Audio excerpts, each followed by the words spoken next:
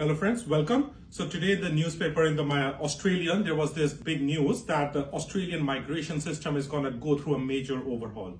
So last year, if you remember, the government organized a committee that is going to give recommendations how the immigration system is going to be overhauled.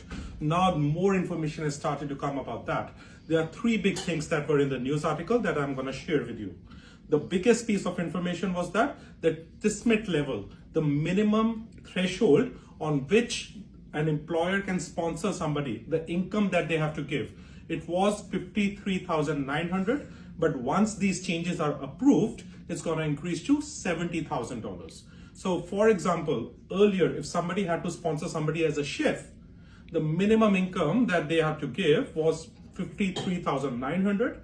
But post these changes, it will be $70,000 minimum. It can be higher than that, but minimum has to be that number. So that was a big change, big announcement. The second big announcement that the immigration is going to do away with the 3 occupation list based on which the MLT, based on which surplus 189, 190 and 491 visas are granted, our invitations are given. So the lists are medium to long-term list, the short-term list and the regional list. So these lists will no longer be there, and instead of that they will introduce a new system which will be more dynamic as per the needs of the Australian society, Australian economic reality. The third big change that was announced is that they are going to introduce new visa classes, and the existing visa classes would be modified to better suit, to make them more efficient, to reduce the processing time. Now, this is all the information we have at the moment. When more information comes, we'll share that with you. But big changes are coming in the Australian migration end of this year or early next year.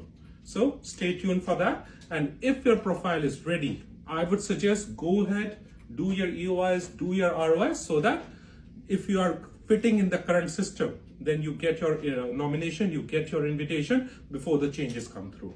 If you've got any questions, you can contact us on 03 8648 6448. Thank you.